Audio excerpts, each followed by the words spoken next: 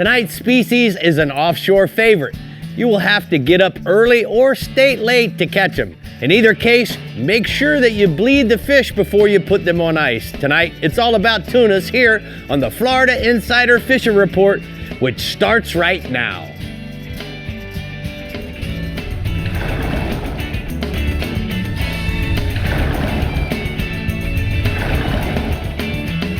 Welcome to the Florida Insider Fishing Report, presented by Yamaha.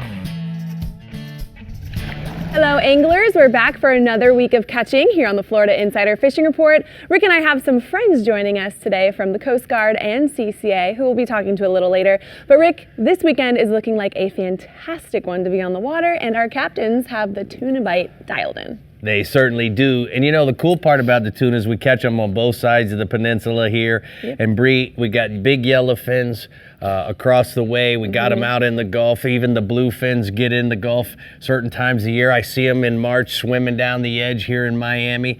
So this is certainly a tuna place, and I can't wait to see what Dave's got for us. Same, but before we get on with our tuna frenzy, let's say hi to Dave at the CCA workbench. How y'all doing? We're doing good. How are you doing? I'm good. We're talking about tuna fish. My favorite tuna fish is like a 40-pounder when I'm sitting in the chair with an 80 wide, because they fight hard, and I don't like catching them standing up. I like to be sitting. Dave's just got to sit down. Got a big tuna on. You relax yourself. That's right. All right, well, let's take our first look into the Discover Crystal River Northwest region with Captain Jeff Hageman to see where the tuna are showing up. First up tonight, Hag, lucky man. Yes. We got tuna. Usually start getting our mass of them and start seeing good numbers of them about March, April, right in there, and all the way through in August, September. Mostly blackfins, occasional yellowfin, 80 feet of water and out. Look for bait, frigate birds, especially frigate birds. A lot of fish in our region can be caught behind shrimp boats when they're dumping their bycatch first thing in the morning before those guys go to bed and anchor up.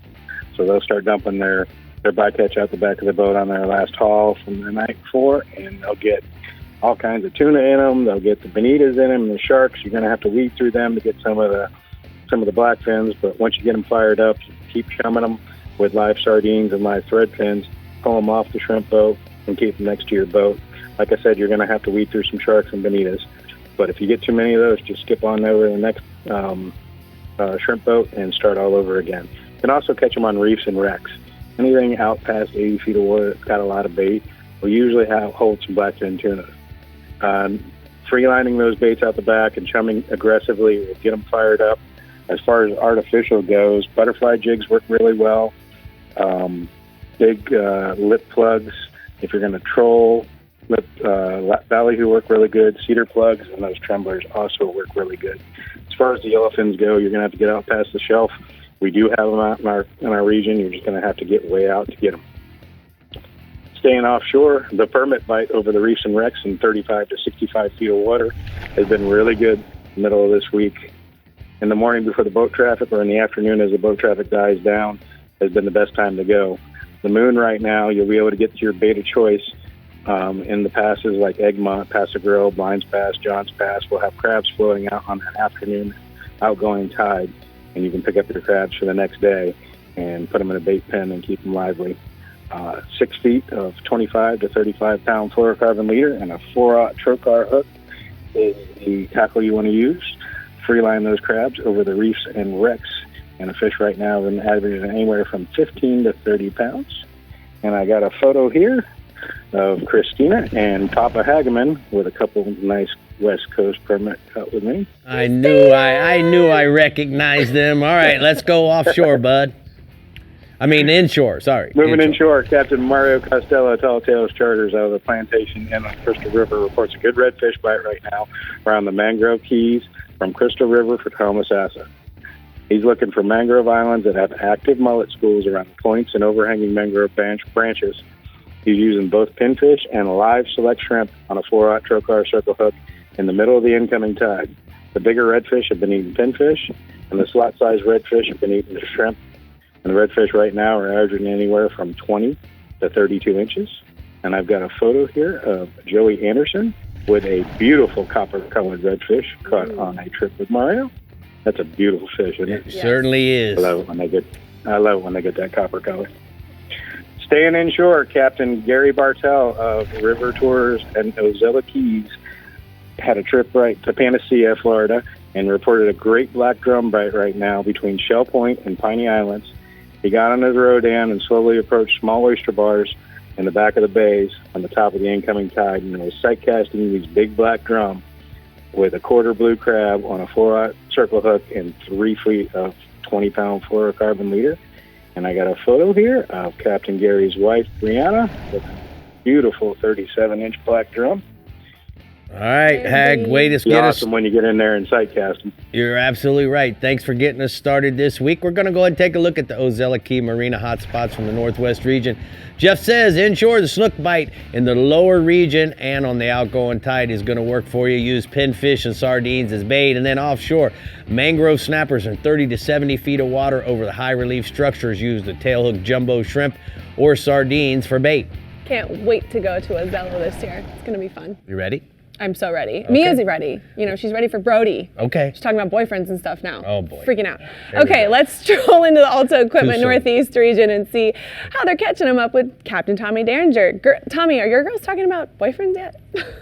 I was just processing that. No, they're never allowed to talk about that. We're Okay, never talking moving about on. Let's fish. it. But guys, yeah, we've got a great tuna fishery here in the Northeast region, and especially for blackfin tuna, although we get some other ones as well. But, you know, the best time of year to target them is when the water is a little bit cooler, usually winter to spring, and even right around this time of year. And then we have another little run of those tunas heading into the fall. Now, most anglers are going to target the blackfin tuna right on the ledge in about 180 to 200 feet of water.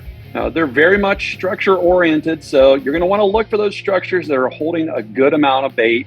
Now, most anglers are going to pull something like a cedar plug in blue or white, or ballyhoos rigged with sea witches. That's another popular way to do it, or a variety of other lures. Now, Captain Jason Hadges from J-Hook Fishing Charters, he tells me you really want to run those plugs or those ballyhoo way back, somewhere in that 100 to 200 yard range. Those tunas, you know, they can be a little boat shy and spooky at times.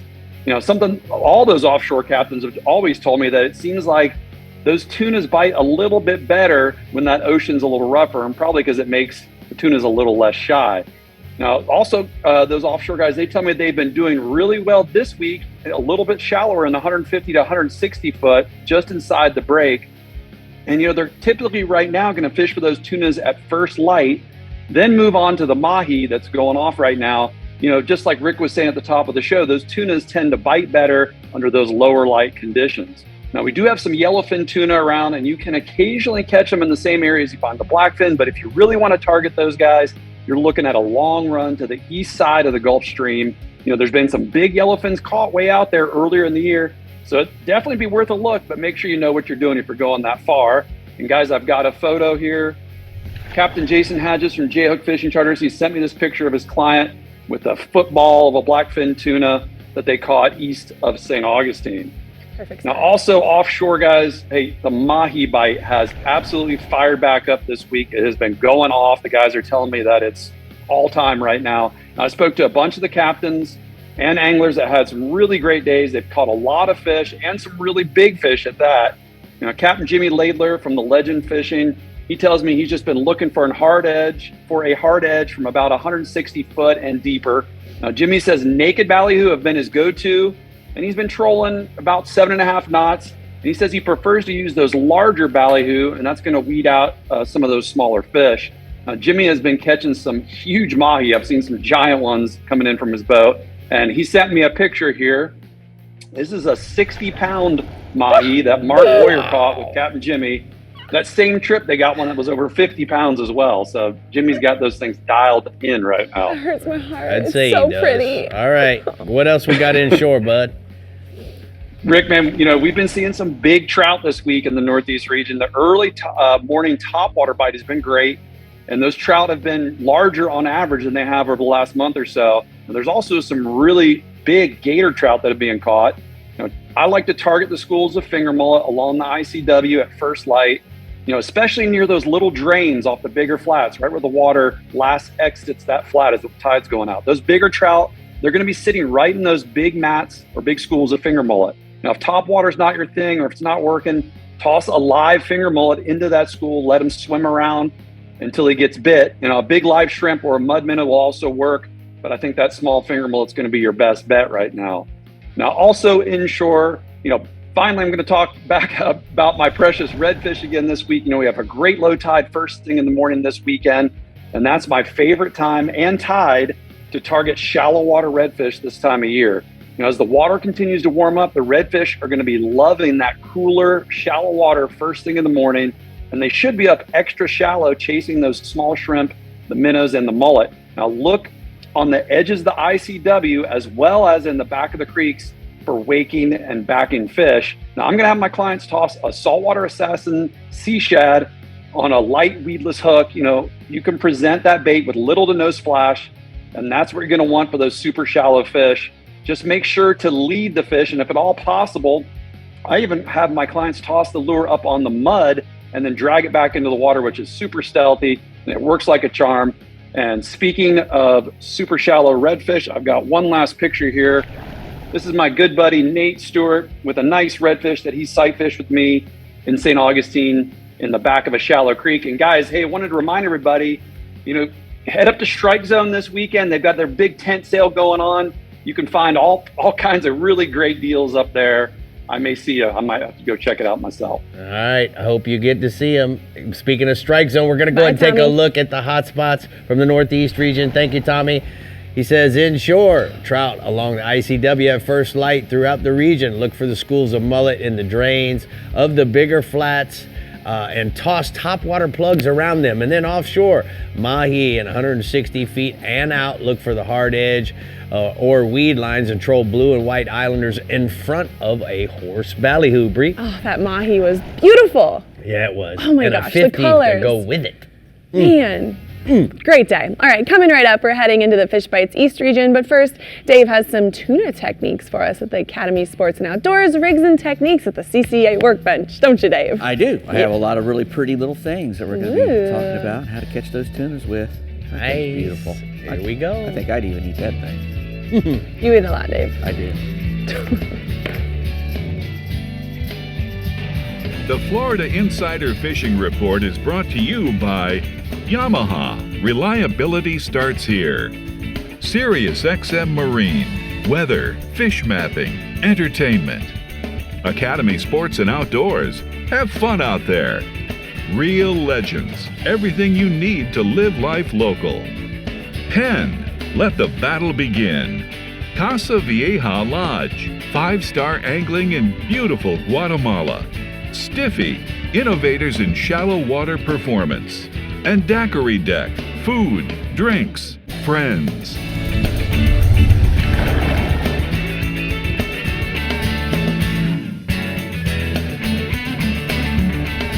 Well, Dave, we're here at the CCA workbench. It's time for the Academy Sports and Outdoors rigs and techniques, just like every week here at the Florida Insider Fishing Report. Whew, I need a breath. I got you. Let's talk about tunas. You know, Dave, guys think that they got to go early, they got to fish late.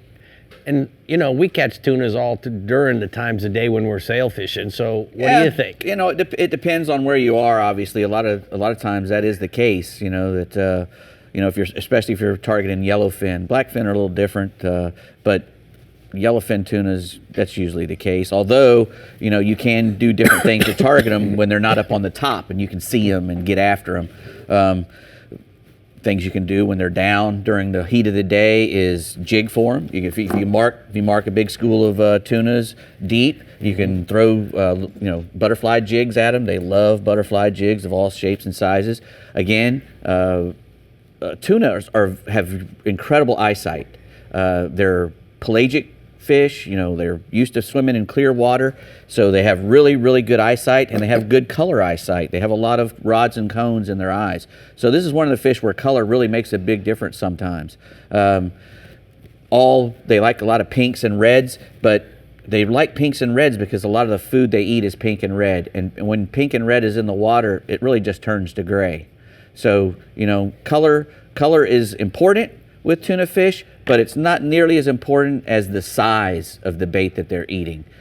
When you see a bunch of tuna fish out, you know, by the rigs or on a color break or a temperature break, and you can see them just jumping and feeding but you can't see what they're eating, then you need to go down in size of what you're pulling. If you're pulling through there with a big island lure, like we always like to use, a big island lure, blue and white island lure, Right. with a ballyhoo in it. Big horse ballyhoo. Yeah, looking and for a they're mahi. eating little tiny, squids or even little puffer fish that are this big. They're not going to want to eat that big old thing coming through there 4 or 5 knots. We're not matching the hatch. We're not matching the hatch, and it's very important in tuna fishing. So like these little kings here, King is what I king. call them. It's what it is. It's just an octopus skirt with a nice quarter-inch or a quarter-ounce weight that you put up in there, up in the skirt, and put a little 4-aught or 5-aught live bait hook. That's a little circle hook there. A little tiny circle hook will work.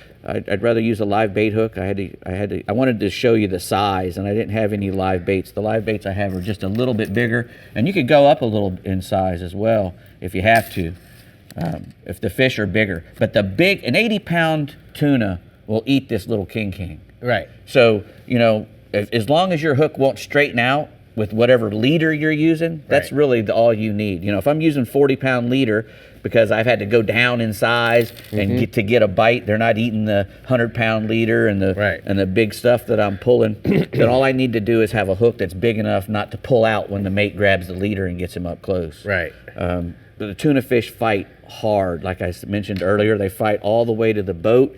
So, you got to be, your terminal tackle has to be tight. You hear guys talk about throwing big poppers into busting tunas. Right. Well, Is that a Bahama thing, or they do that up in Patty's region? you can do it anywhere you see schools of tuna fish busting the surface on bait. I've done it from Colombia to Panama to Louisiana, off the coast of Cape Canaveral out here. Right. When we have to go a long way to get to tunas out of the Cape. Where I fish a lot, we have to go to, like Tommy said, we have to go to the other side of the Gulf Stream most of the time. It's a bird-centric fishery. When you've got a ton of area that you have to cover and find the fish in, it all comes down to finding the fish, and how you find the fish is finding the birds. And it's very specific. If you see a birdnado, a giant whirl of birds with frigates and tuna birds and boobies and all that inside of it, that means you've probably on some yellowfin tunas.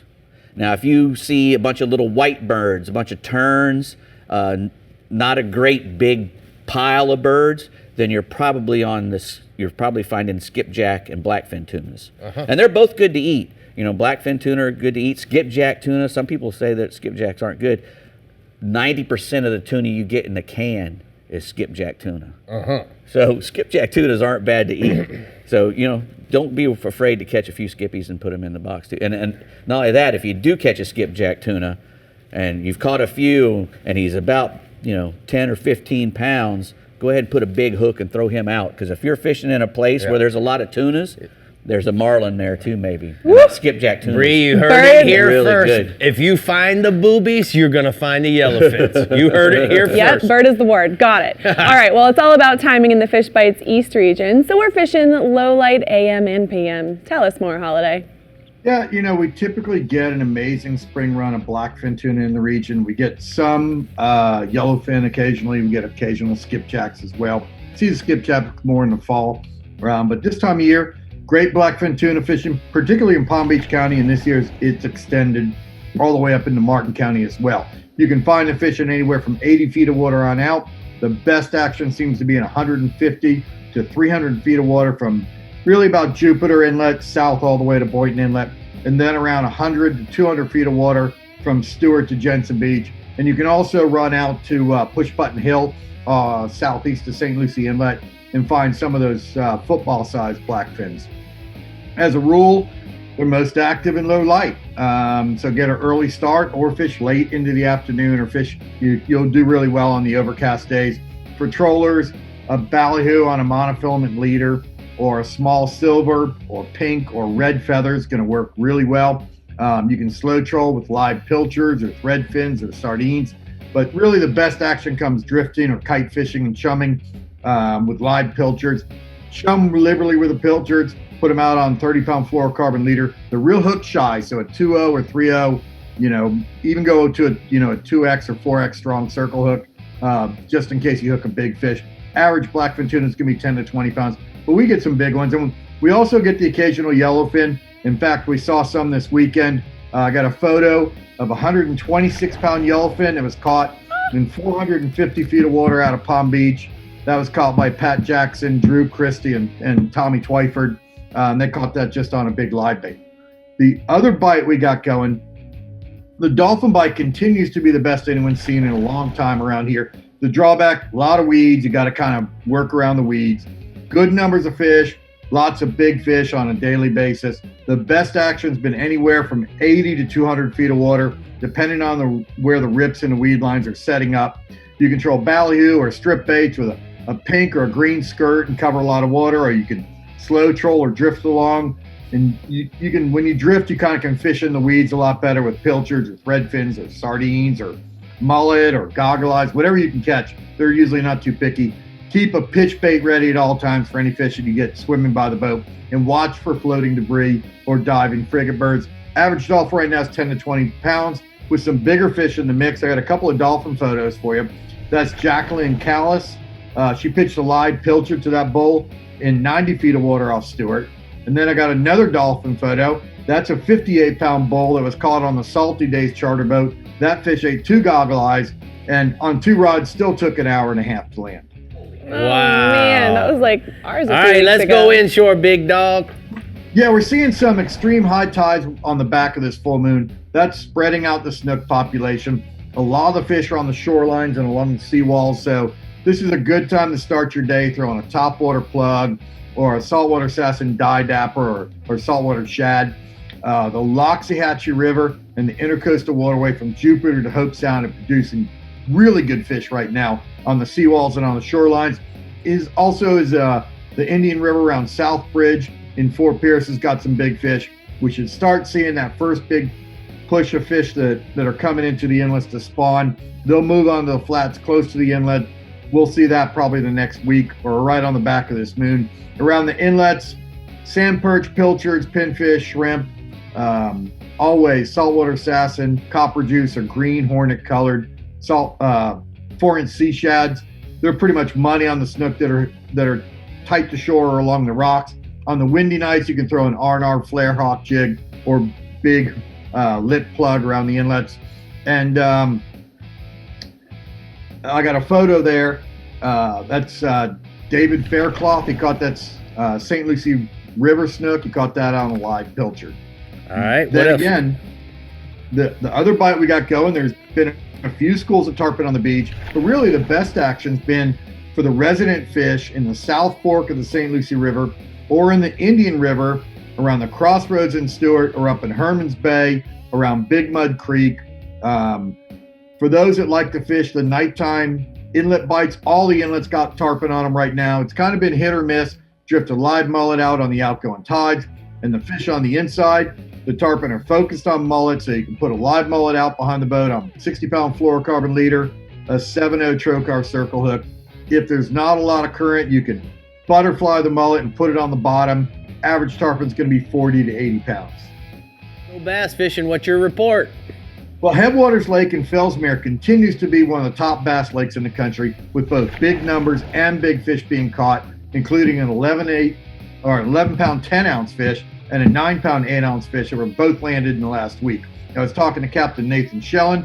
He said the biggest thing biggest mistake most anglers are doing is that they're fishing too fast. He's throwing topwater plugs and frogs early, and he said the key is to work them super slow with kind of a twitch, and then at least a 5-second pause. He said that long pause has been the key to getting the bites. If you're moving it too fast, you're not getting the bite. As the sun goes up, he's going to a June bug or black and blue colored worm or a swim bait like a Bass Assassin Elite Shiner or Vapor Shad in any of the shad colors. And he's just working those on the edge of the grass. Around the lily pads, you want to fish a fat jaw Ridsenko style with just a little bit of weight, not too much, just to get under the pads. Average bass is 1 to 3 pounds, 30 to 40 fish morning on Headwaters right now. All right, Mike, thank you so much. Good report. We appreciate all your hard work. You got extra little stuff you got to do with the bass, so we appreciate it. It's time for Good the. to see you guys. All right, man. Bye, Time Mike. for the T&H Marine Hotspots. Mike says the snook and the sea trout at night on the docks of the Loxahatchee River use live shrimp, pilchards, and small swimming plugs. And then offshore, sailfish, kingfish, dolphin, blackfin tunas in 140 to 200 feet of water off of the Breakers Hotel use live threadfin, sardines, and a jig and spoon. What do you think? Ooh, the Breakers. Fancy. You can't find them. I wonder if those are rich fish. Probably. Yeah. Next up is the Real Legend Central East and Garmin Panhandle regions. Plus, we're talking with our very good friend from CCA. So stay hooked, and we will be Right back. finishing sentences. The Florida Insider Fishing Report is brought to you by Power Pole, Total Boat Control. Berkeley, your fish, our science. Bahio Sunglasses, blue light blocking, radically clear lenses. Blue Water Outriggers, everything for your outdoor adventure. R&R Tackle, from our tackle box to yours. Florida Coast Equipment, your local Kubota dealer. Coast to coast, we've got you covered. And GARMIN, plot your paradise. Joining me now is Andrea from CCA Florida Star Tournament. You know, Andrea, it's that time of year when we're probably introducing redfish, getting ready. When is the tournament going to start, and what have you guys been doing to get it launched here? The tournament starts May 28th, and we are currently releasing redfish all across the state of Florida. We are in that process right now. All right, so when we talk about the Star, it's not any strange thing to the Florida Insider Fishing Report. We're certainly going to talk about all the different categories. So let's go over that. Besides catching a redfish that potentially is tagged for grand prizes, what else do we have? So we have 17 divisions. There is lots of divisions you can win in Star. We have $500,000 in prizes. You can win youth scholarships. There is inshore divisions, offshore divisions. There's the Hummingbird Tarpon division. There is the Realtree Youth Scholarships, trash division, conservation. There's so many divisions that any fish you enter, you can win. So guys, understand this. It's really important that any fish that you catch, you need to register it. But before you do that, you got to make sure that you're registered and you're a member of CCA. So that when it comes to the kids, I know that they have scholarships that they give away. Yes. How does that work? Will we go a point system, or for every ladyfish, every jack, anything they catch? Tell me about that. That is Andrea. correct. So any fish they catch, they put in the photo app. They just download it. They submit the entry on the official measuring device. They submit that entry, and we do a random drawing. We give away 12 scholarships, 2 $25,000, 10 $5,000. Every year we give away 12 scholarships. All right, and then give us an update of the big prizes. If you do catch a tagged redfish, what should you do? If you catch a tagged redfish, you should call the number on the tag, submit your entry into the app, clip that tag, and then we verify that fish. So we have 3 boat prizes. You can win a contender, a pathfinder, or a spider. And this year we have that superstar tagged fish, so we have that $50,000 prize ALTA. as well from the ALTA equipment. Yes. All right. So we have those as well. So where do we go to find out more information, or even to get registered? What do we got to do? www.ccafloridastar.com. You can get registered. You can find out your information. Everything you need to know is right there. You can find out where to get that official measuring device, right, Brie? Yeah, Yes. catch for cash. Doesn't sound bad. All right, if you want some tuna bites in the Real Legend Central East region, you're going to have to go the distance. So let's see just how far Captain Jim Ross says we'll have to go to get some sushi dinner. Go for it, Jim. Well, you're going to have to start there around that 75-mile mark, Bree, and then you can work your way out. Some of the guys are finding them all the way out around 115 and even the 120-mile-an-hour buoy. Yellowfin, blackfin, and skipjack are all possible species right now, but the yellowfins are usually the main target. And like I said, you want to look for those diving birds that are working over those schools of bait fish that are being driven to the surface by the tuna. And a lot of times you'll even see the tuna jumping out of the water as they're striking the bait fish. So you're going to need a good rig, like a Penn International 50 wide is about as light as you want to go, or an 80-pound class is even preferred in some cases for this type of trolling, because you want to run your lines way back. You need a lot of line capacity. I mean, 150, 200 yards behind the boat isn't too far. What you want to do is swing way around the front of the feeding schools and then pull your lures through them so that you're not driving over the top of the fish. If you drive over the top of them, you push them down, the bite stops. So if you do it the way I just explained, get way out in front, but yet make the loop so that your lures are coming through the actual packs, that's how you're going to get multiple hookups. Our average fish is running about 30 to 50 pounds right now as far as the yellowfin go. There's some larger ones around.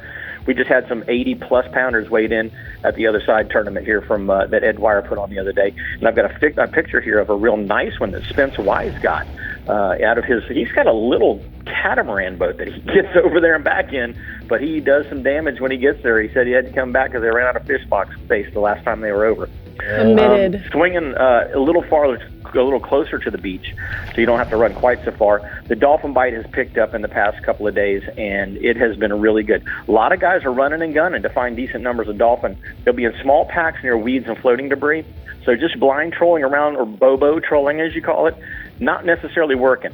Hit the hot spots, hit those features. You know, if you find a rip, if you find a temperature break, you find something floating.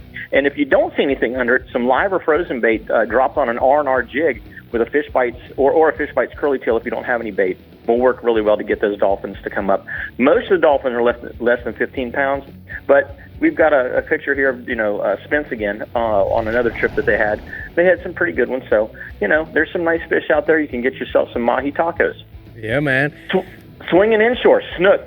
The full moon, with this recent full moon, the bite at night has been on fire. The daytime bite has been, just nothing. So the hot spot this week is Sebastian Inlet. Anglers are fishing from the jetties and catwalks down there with live baits like croakers, maharas, pinfish, and they're scoring multiple hookups on most nights.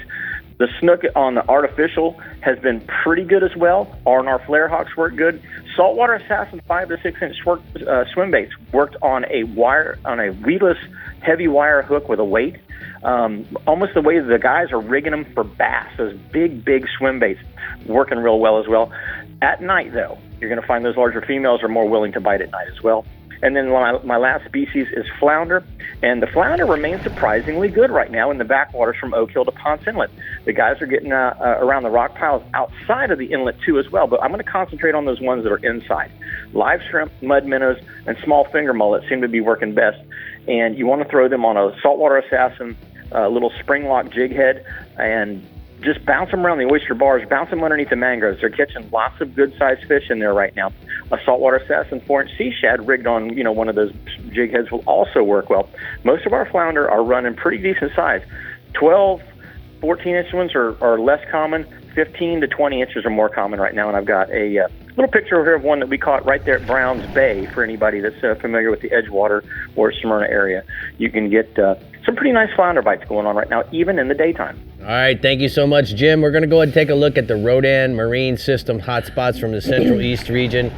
He says that inshore, the nighttime snook bite at Sebastian Inlet use R&R flare hawk jigs, large lip plugs, 5 to 6 inch swim baits for fish to 40 inches. And then offshore, dolphin on both sides of the stream, troll skirted ballyhoo at 4 to 6 knots near the weed lines, rips, and temperature breaks. Brie, the one thing that the guys are failing to mention so far is they're not talking about the SiriusXM fish mapping and having the ability to monitor where the weed lines are for those mahi, see the temperature breaks for the tunas, and also the fish recommendations that SiriusXM has. So I have a feeling one of the guys will probably bring that up before the night's over, but I couldn't stand it anymore. So I couldn't there you take go. it anymore. Guys, come on, get Rick with Murphy, it. here we go.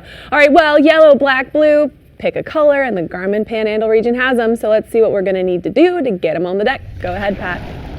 Hey, Brie, what Rick just said was very truthful. There's so much information out there to use before you leave the dock to find out where you want to go fishing. But the Florida Panhandle definitely has some really good tuna fishing pretty much year-round. With that being said, spring and fall are probably the best. We have yellowfins, blackfins, and big eyes every month. And the big guys, the bluefins, they're here April, May, into early June. In fact, the Molly out of Destin caught a 650-pounder just this past week. The yellowfins are the most targeted and really the most consistent place to find them are the rigs to the southwest. Additionally, the Okaloosa Fad Network at the Spur has provided another closer and consistent place to find yellowfins and really tunas in general.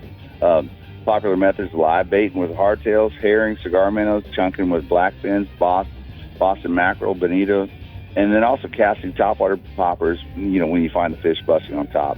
Unlike the bigger tunas, the blackfins are here often closer to shore, particularly September, October, or February and March. During that time, they're within a few miles of the beach and often caught right off the second bar or off the area piers. So we do have a bunch of tunas up here. The yellowfins often run up to and over 150 pounds. Blackfins are often 20 to 30 pounds. The bluefins are full-on bruisers, and that's 500 pounds. And there's a photo that my mate Chris Kanakis sent to me. It's him and his buddy Cole Wyatt with a pair of school yellowfins they caught this past weekend with Capt and BJ teams. Nice. Fishing out by the rigs. I've been eating some of that, Rick. It's pretty good. I bet you have. Okay, boy. The king mackerels, they've been showing up pretty good this past week, especially in the eastern parts of the region. Panama City, Mexico Beach, the kings have been biting real well, with an addition of some really jumbo Spanish mackerel, slow troll, or free-line live cigar minnows and herrings on a stinger rig. You can either leave the trailer hook free swinging or embedded, between the dorsal and tail. Another productive method is a troll lip dive and hard baits, or go old school with a drone style spoon, or just go with the dead cigar minnow on a clothespin rig with a duster. Kings are running 10 to 20 pounds, and that's been pretty steady, and then should just keep getting better throughout the region. Moving inshore, we've had some calm weather, clear water, perfect conditions for sight fish along the Gulf front beaches. Throughout the entire Panhandle region, schools and small pods of redfish, they're being found just off the first sandbar and often up on the bar in very shallow water. The key is to find an unpopulated section of beach where you don't have a bunch of swimming activity and whatnot. Keep the wind and the sun to your back, slowly trolling motor or drift along the bar. And while they can be caught on artificials, particularly light-colored soft plastics or swim baits or, occasionally in topwater, the key with the topwater, cast it out past them and just slowly work it over the top of the school. You'll get a bite. But a live cigar minnow, a pilchard or herring nose hook with a 3/0 circle hook or a 25-pound fluorocarbon leader is usually not going to be turned down.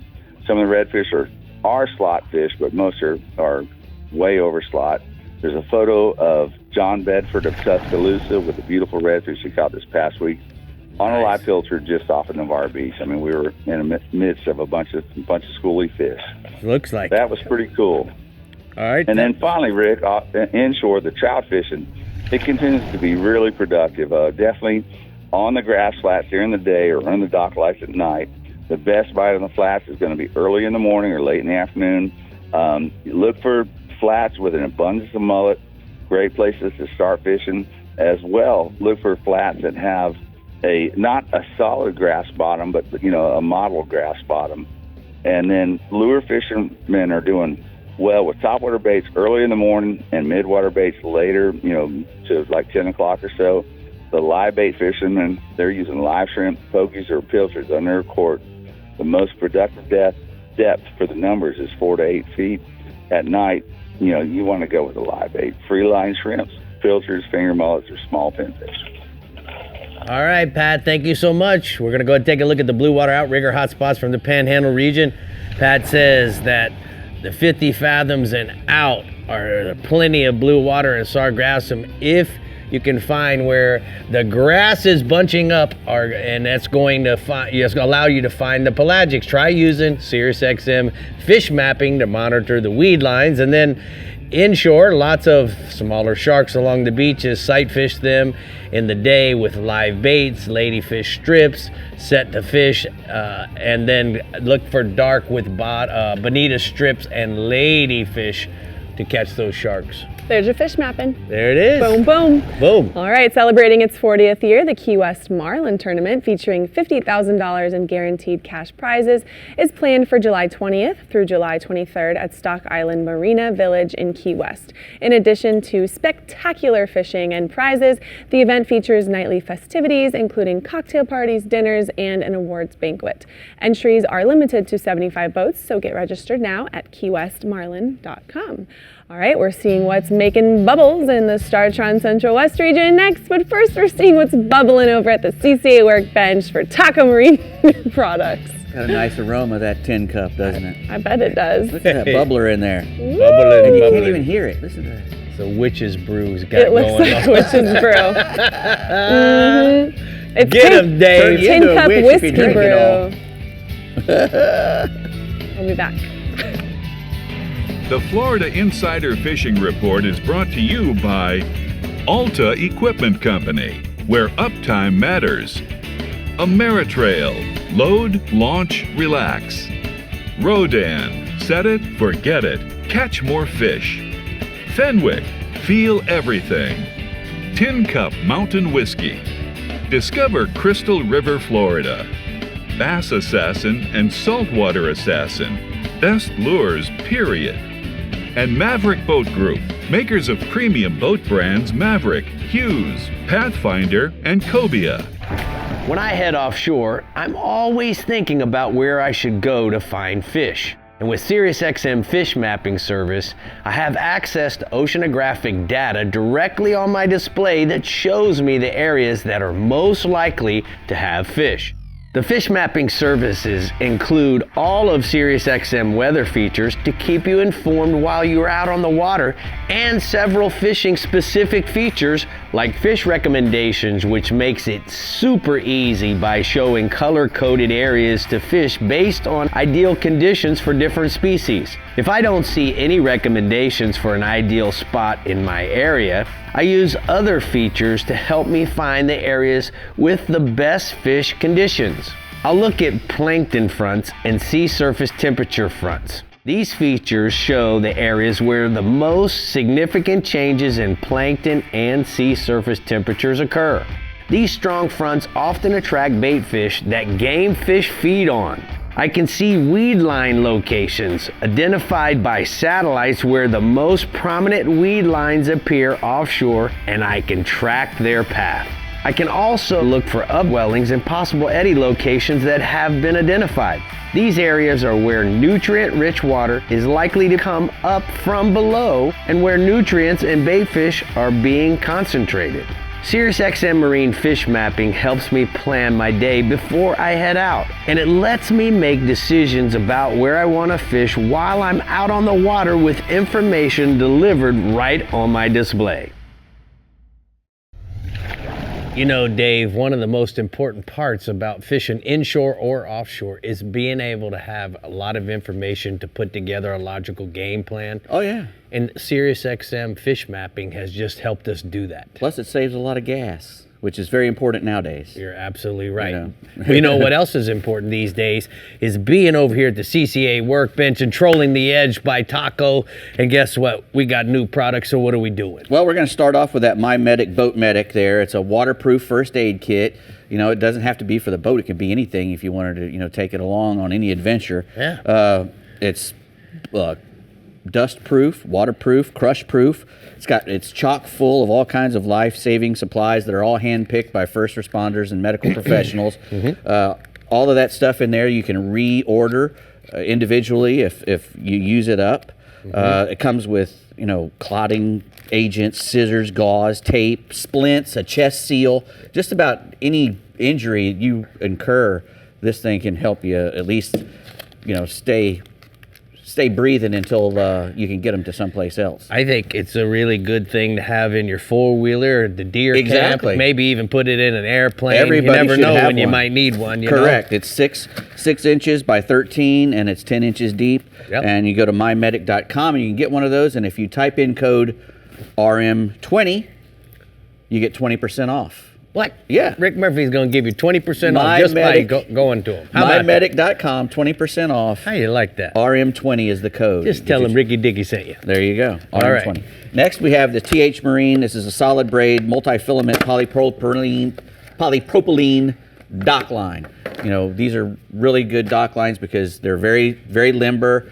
They don't rot. You know, they're made out of the polypropylene, so they don't get you put storm wet. Comes with a nice big splice in it already, Right. big enough to go around most pilings. Right. Super strong and flexible. It's got 190-pound working strength and a 950-pound tensile strength. So, you know, it'll hold. just about anything. THMarine.com? Yep, thmarine.com, and go get your.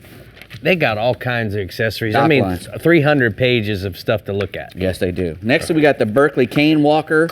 It's got 10 new colors. This is the 125 version. It's 5 inch and 4/5 of an ounce, almost an ounce. It's a top water plug, obviously. It's made for, working like a top, It walks the dog, or you and can then just chug it. It chugs. Yeah, it's really cool. And it walks the dog really easy because it's really long. And once you get that nose pointing in one direction, it'll zoom that way. And it's got nice, 3X hooks on there that have the Fusion 19 rust corrosion with all the stainless snap rings. Correct. So it's weighted in the tail, so it it makes really long casts. It's got a nice echo chamber in there with some rattles, so it really kicks up a fuss and makes people come and see it. I bet we could catch a tuna on one of those, Dave. I bet you could. BerkeleyFishing.com to go. All right, Dave. Next, we got the Engle Bubbler. Engle just came out with this. They've been making really nice bait coolers for a long time, and they're insulated coolers, and this is their new bubbler, and that thing's running full speed right now. It's got 4 different speeds, and it also has an intermittent. You can have it run intermittently, that has different times. It'll run for 10 seconds, go off, and just make the battery last longer. But the battery lasts 36 hours continuous run. So it comes with a nice charge. It's a rechargeable. Right. Most importantly, it's rechargeable. Comes with a cord. Comes with a rechargeable cord. Comes with the stone and the silicone. Here's the package. But I want to show everybody. I want everybody to know. So here's the competition. Yeah. And then here's the new rechargeable. Turn that one off. Yeah, that thing's running. Wow. Full speed. It doesn't make any noise. I never noticed this thing's on until I look at a video I'm making or something, then I hear this thing. Yeah.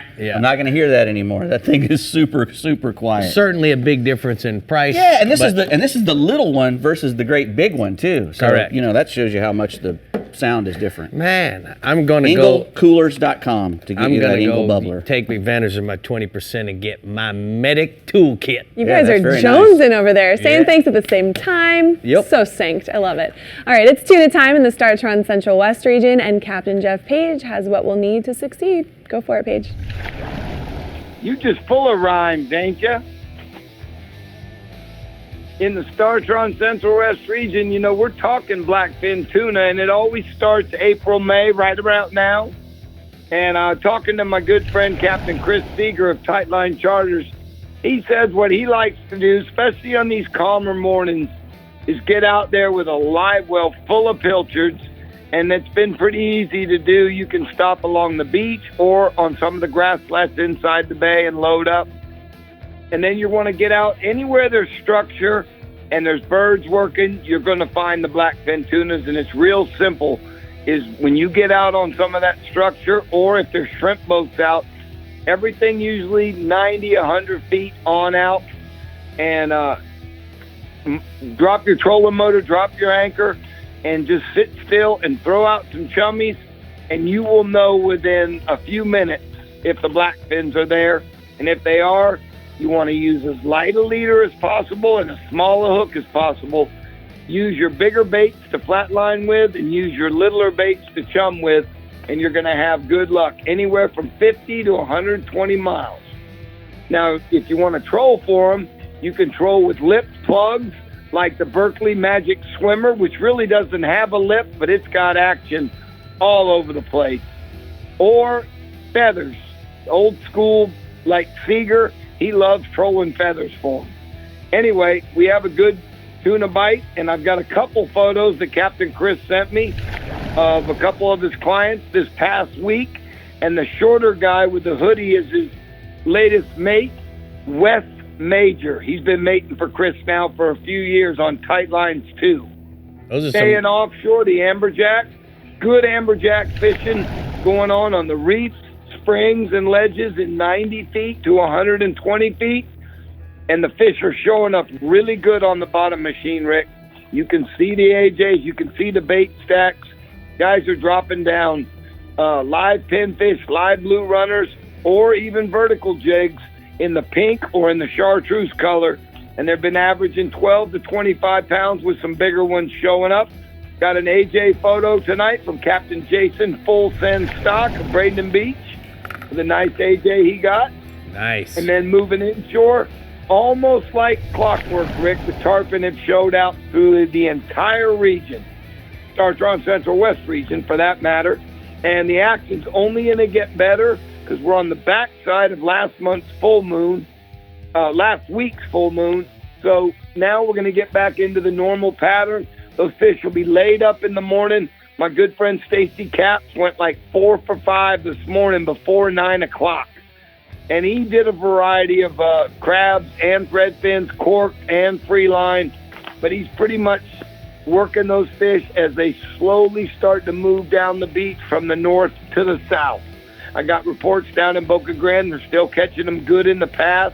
And then on these afternoon hill tides, which we have this week, guys are catching them behind the sandbars at Anna Maria as well as Big Pass. And I've got a really nice photo from a young angler, Hunter Nave. He was with his dad, Captain Brandon Nave, out of CB Saltwater Outfitters. And that fish right there might win week 2 in the Sarasota City Tarpon Tournament. Right. And my last species, snook. The snook fishing is probably as good as I've seen it, Rick, inside the bay. I like to fish in the bay on the higher stages of the tide around the oyster bars and mangroves. And I like using the live bait. But if I am going to throw the lures, I like to use that new Berkeley stick shad in the 110 side because you can throw it a mile. And when you start to work it, it walks the dog underwater. And they've got it in chrome and bone and white, and all those colors are showing up really good right now. As far as the fish out on the beach, anywhere there's structure, trees down, rocks, you're going to find snook. Good idea to have a live well full of pilchards there too.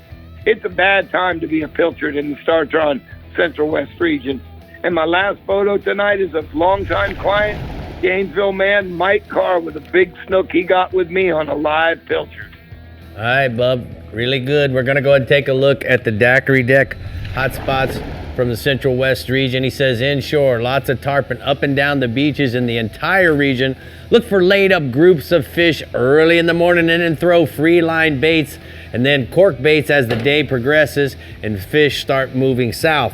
And then offshore, nice mangrove snappers holding on the ledges and the hard bottom areas and 110 feet of water, use live pinfish or pilchard for bait. What do you think, Brie? Well, I think we're seeing what hot bites are coming out of the R&R Tackle Southeast and YANMAR ASB Keys regions, and we're talking boating safety with the Coast Guard coming up next. Also, if you would like to be a part of our live studio audience coming up June 8th for our Dolphin Show and June 22nd for our Kids Show, you can go sign up at our website at FloridaInsiderFishingReport.com. It's a lot of fun. Come on out. The Florida Insider Fishing Report is brought to you by STARTRON. Start, run, and store with STARTRON. CCA Florida, the voice of recreational anglers for over 35 years. Fenwick, feel everything. Strike Zone Fishing. Diamond Fishing Products, our reputation is on the line. Berkeley, your fish, our science. Murphy's Law Sport Fishing. Book your trip today at murphyslawsportfishing.com. And YANMAR ASV. Welcome back, and joining me now is Jeff Barnes from the U.S. Coast Guard Auxiliary. You know, Jeff, this is Safe Boating Week, so what do we need to know? What are you guys thinking about and looking for? Well, first of all, thanks for having us along for National Safe Boating Week.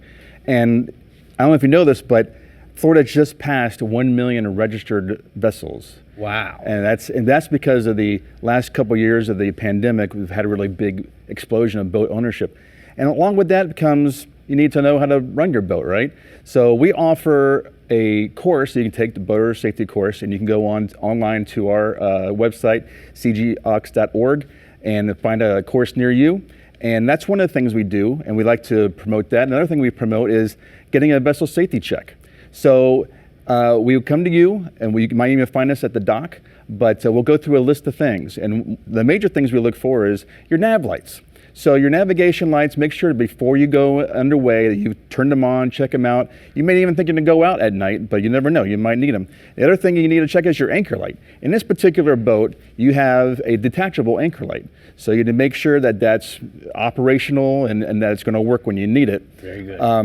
Other things we look at are, of course, life jackets. Make sure you have enough life jackets for everyone that's on board. Kill switch?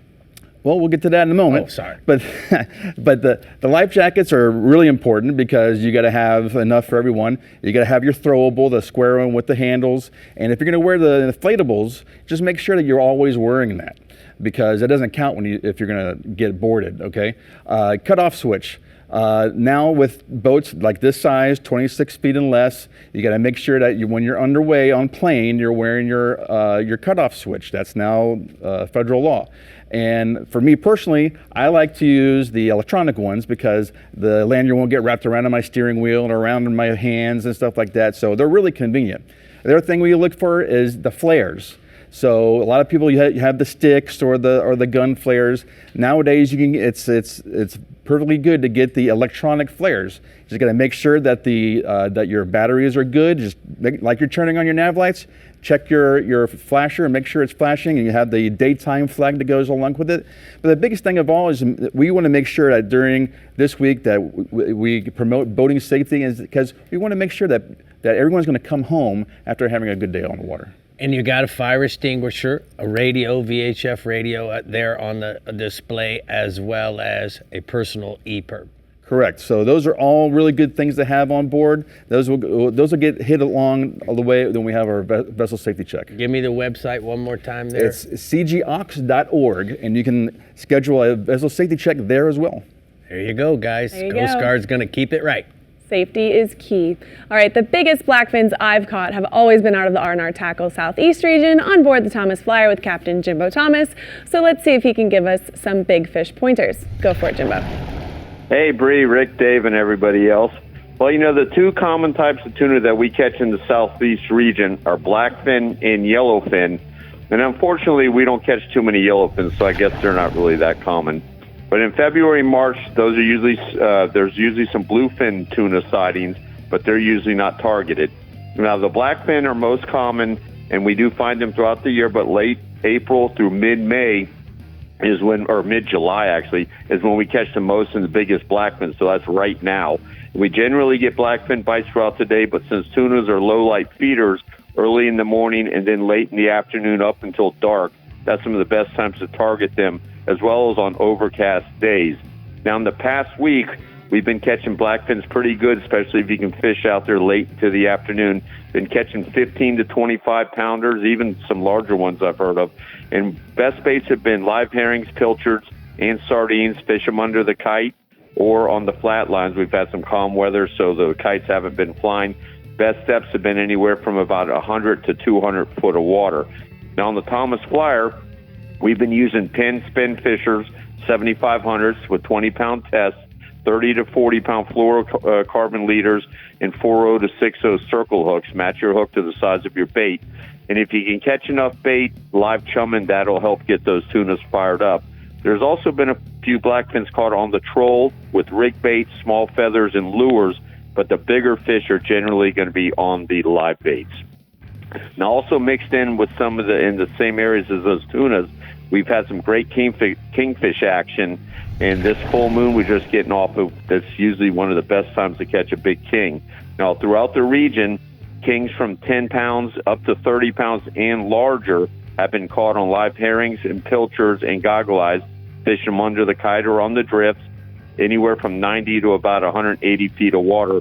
You can also put a deep line down because a lot of the bites are coming mid-depth or even close to the bottom. Now, on the south end, the best bite seems to be from Holliver Inlet south of Fowey Light. Then in the north end, best bites in the Hillsboro area and north. And a free line double hook big bait like a Speedo or a Blue Runner, that's a great way to catch one of those jumbo kings. And the bite's been steady throughout the day, but early in the morning and late in the afternoon is when it's going to be the best. Now, I got a photo here. This is a full-grown kingfish. This one was 45 pounds, caught aboard the billing office off Key Biscayne. He's a charter boat over at Pier 5 next to the Thomas Flyer. All right. Now, moving inshore, tarpon action has been really good throughout the region. All of the inlets and their adjacent beaches have been alive with tarpon. A lot of big ones up to 100 pounds or even bigger. In the north end of the region, a live mullet is the preferred bait, and to the south, live crabs have been the best. And the tide hasn't been much of a factor when you're fishing the inlets, just so long as you got some water that's moving. Now, all of the bridges of the ICW have also been holding tarpon. They've been feeding on both live crabs and live bait.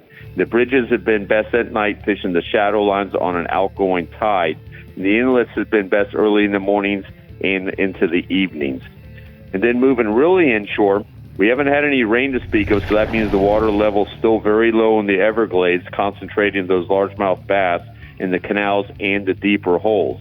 Best fishing is going to be early in the morning and late afternoons when it's not so hot, especially for those largemouths. And what the fish lack in size, you'll make up for in numbers. They've been catching lots of them. Best baits have been wacky worms, crankbaits, and topwater baits. And then the peacock bass fishing has also been excellent in the lakes and canals of South Dade. And unlike those largemouths, they like to bite in the middle of the day when the sun's up, and it's super hot. Now the Blue Lagoon lakes and adjacent canals have been hot spots for those peacocks. Best bite has been on live minnows or shiners and twitch baits in silver and black or green and black. Everything inshore, way inshore, as well as the rest of the stuff you gave us. We're going to go ahead and take a look at what are we smoking fish, Jip, hotspot from the southeast region.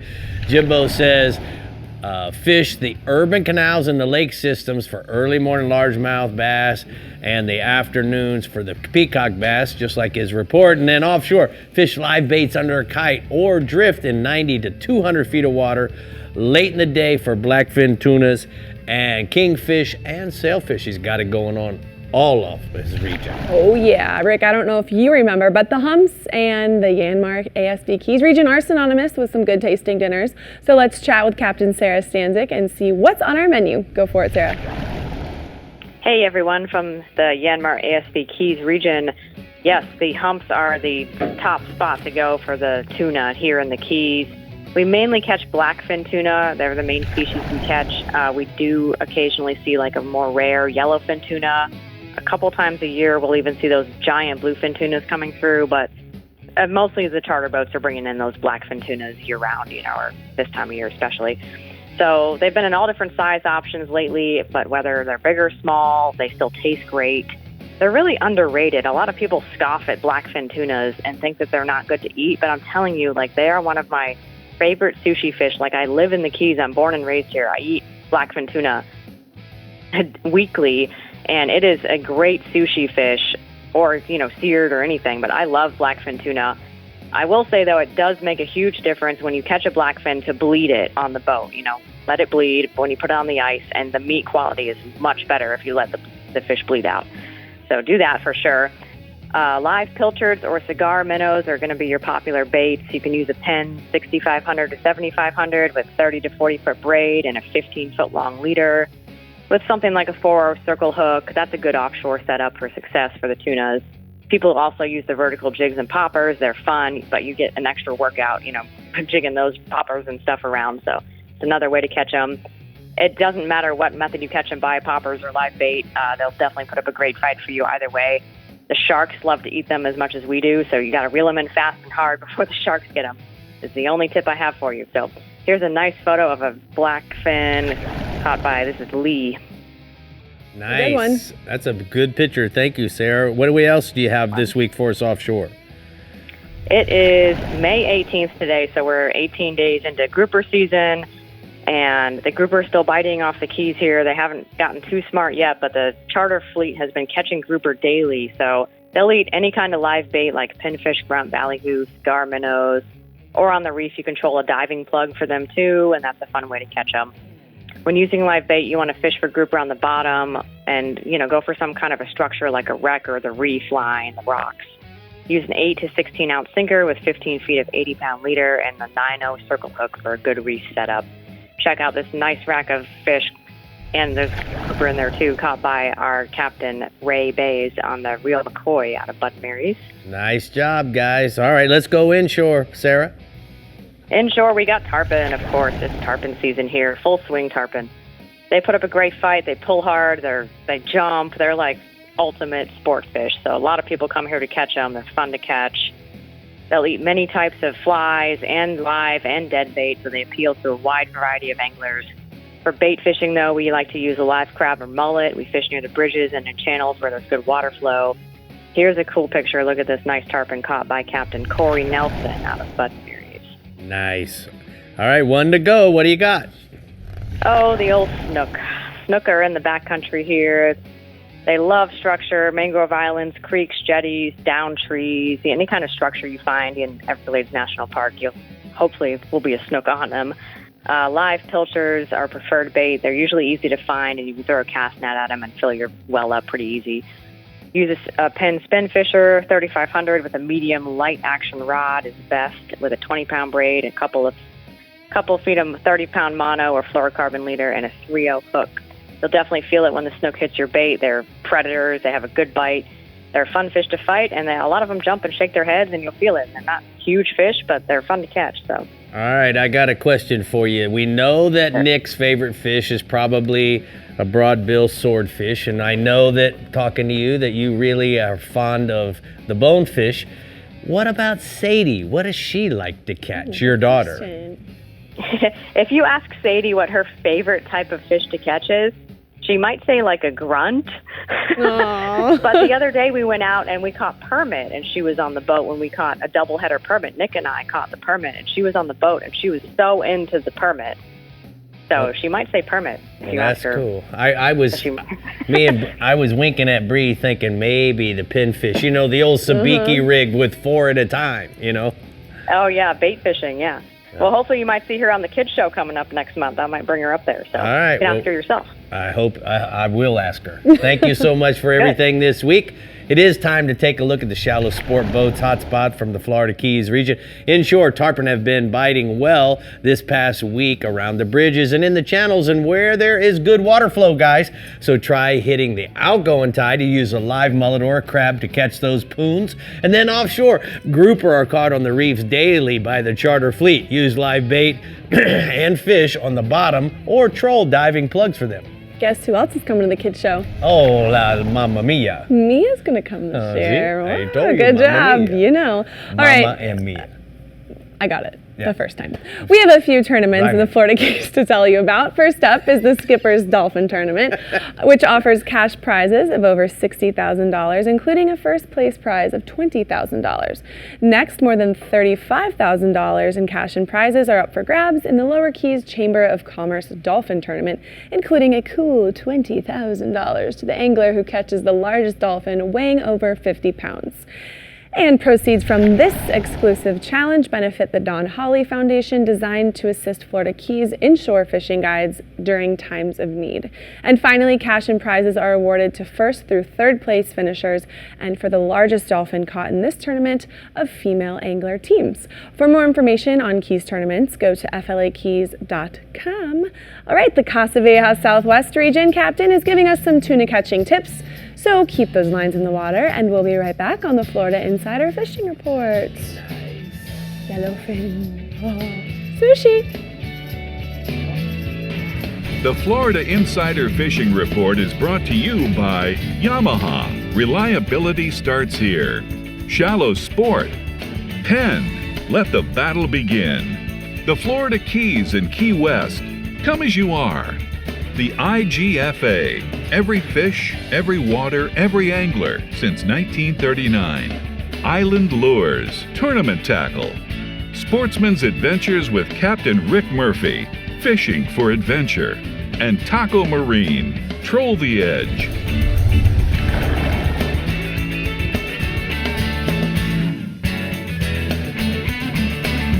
Today's Power Pole tip of the week is about the switches that are going to come in the box with your power poles. Now understand, guys, if you buy 2 power poles, you're going to have 4 switches. There's no need to program all 4 of those switches. Just pick your favorite switch. Like in my case, I really love the multifunction switch. I can program this to run all the poles on my boat.